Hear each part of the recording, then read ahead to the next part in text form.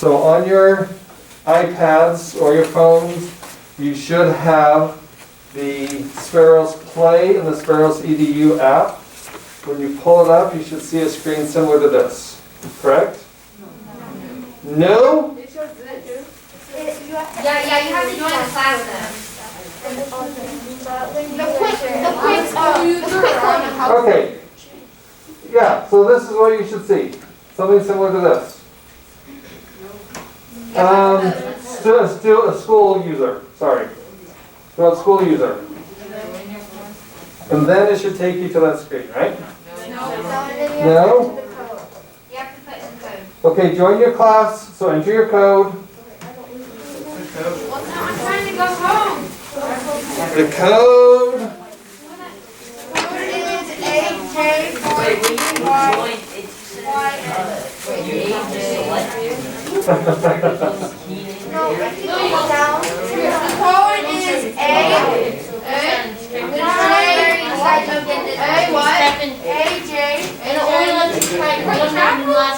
Yes. Capital A. J. How do I get out of this? 3. Capital A, J, 4, what? P. P, Y, N. I went to the code thing and I can't get out.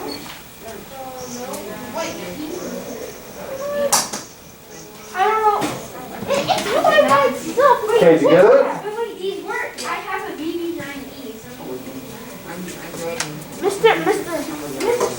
It's somehow connected to the app. Yes. Wait, Hopefully you're connected to the right I one. can't get out of this, Mr. BC1B. Yeah. Yep.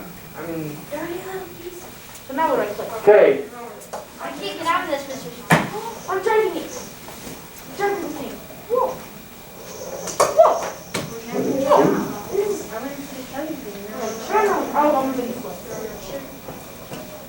Why am I calling? Why did I do this?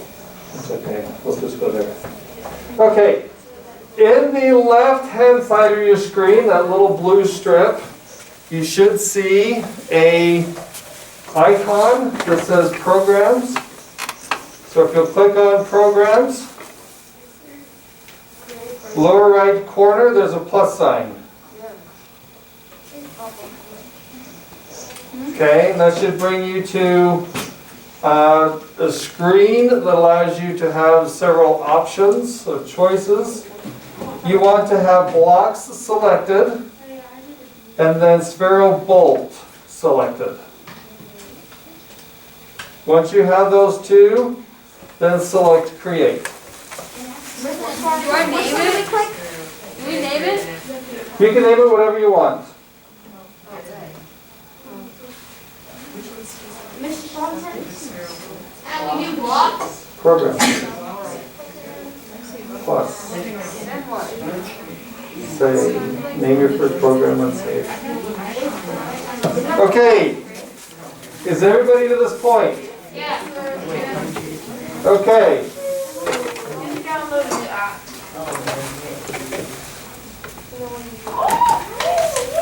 Okay, I need to explain a couple things when it comes to programming. Some of you who have done the programming before, you should already know this. But I'm assuming, or I'm going to assume that some of you have never programmed before. Okay? So as we go through this, there's a couple key pieces of information that you need to understand. First off, while you have a start button on up at the top, a program cannot run without an on-start block. What that means is, this is going to be the starting point for your program. If you go further onto other types of programming, this block will not necessarily be at the very top of your program. We can put a lot of information above the start command. It's kind of like when you're reading a book and you have the prologue at the beginning of the book, kind of sets the tone for what that book is going to be about. We can do that same type of thing up here. Okay? Then wherever this on-start program is, or block is, that's where the start button will begin. Does that make sense? Okay? So in all programming, we have to have a start block. Down here at the bottom of your screen, you should have a lot of programming blocks. They're being referred to as movements, meaning all of these blocks here will cause your bolt to move, however you describe it to move. Okay? Lights, hopefully you'll understand that it refers to the lights on your bolt. Okay? Program it to change colors. You can have it fade in, fade out, to change to different colors. You have sounds.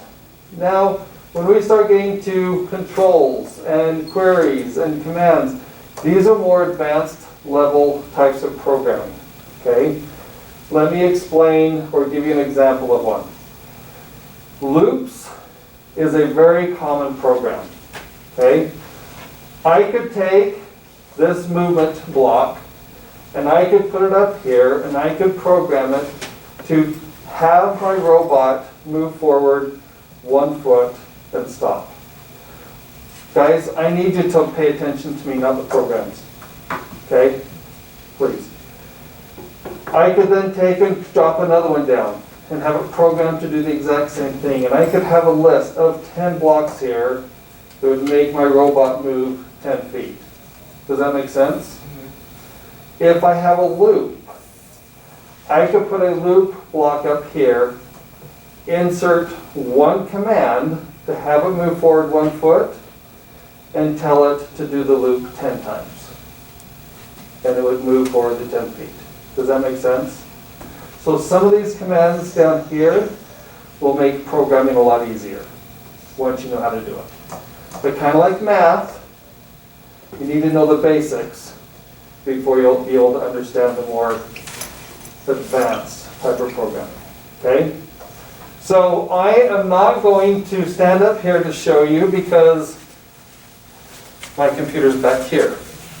So here's what I'd like you to do. Actually, I will unplug my iPad and I'll use my iPad.